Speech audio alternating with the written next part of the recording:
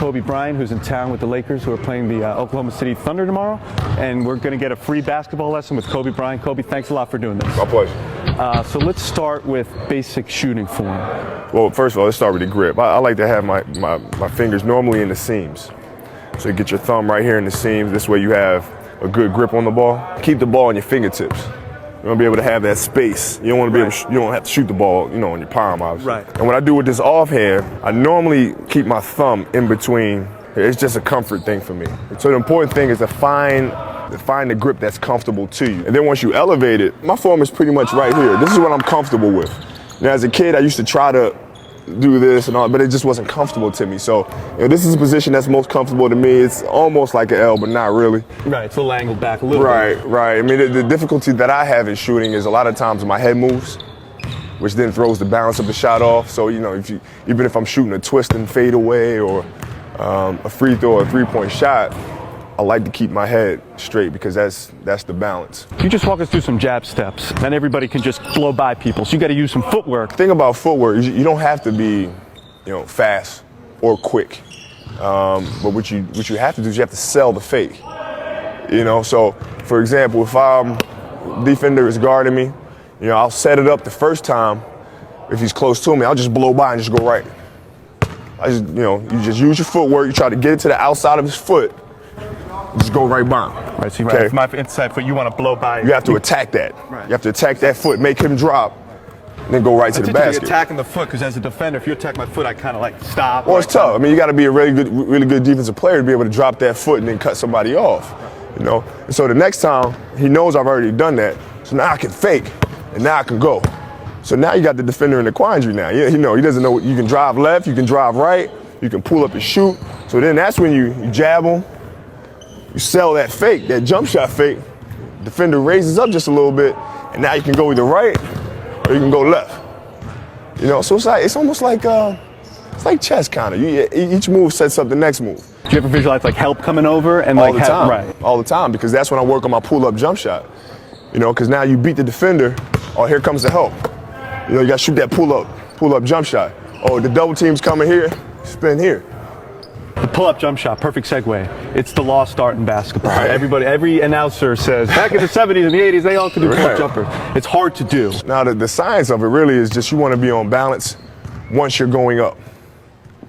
After that, you might fade, you might do whatever. But going up, you want to be able to have a firm base and pivoting here with this leg here and getting a strong base here. Now, once you elevate, now you can fade. I'll demonstrate since you're left, going to your strong hand, I'll do it going right. So I'm coming here as a defender. This is what you're seeing.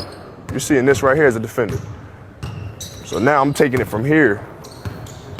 I'm raising up and shooting that shot. That's the key, is protecting the ball when you're kind of planting your foot. You got to protect, because then I can just. Right. Especially when you got little guys on you, because they'll get up in there and try to take it from you. So you got to protect it.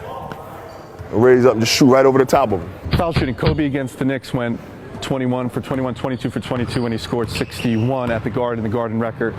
Just what are you thinking of? Do you take the same amount of dribbles every time? Mark Jackson used to, kiss the rim or something do something like that. Yeah. What's your routine? This is why I'm walking through my routine right now. A lot of times my hands get dry. Just because the game is tough to feel the ball. So a lot of times you'll see me either blow my hands or I get some sweat from my forehead, dry my hands off just slightly. Then the ref will throw me the ball. Once I catch it, I'll roll it out. Take a breath, it'll settle in. 1, 2, 3. Square here. Keep your head steady.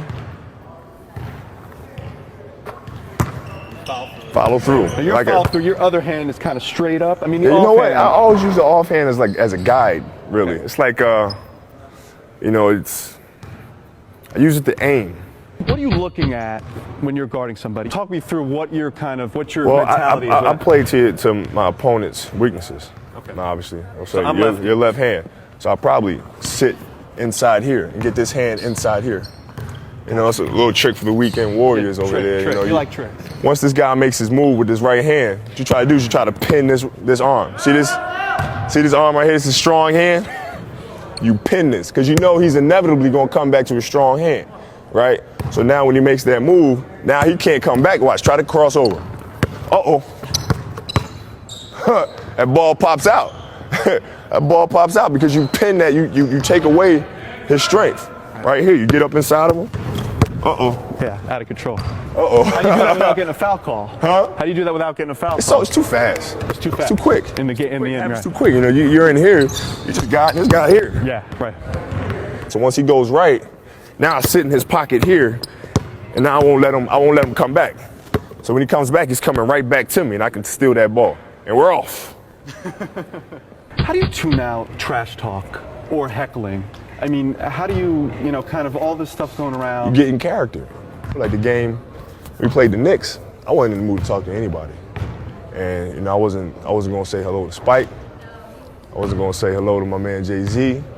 I just wasn't in the mood. I didn't want to hear anything.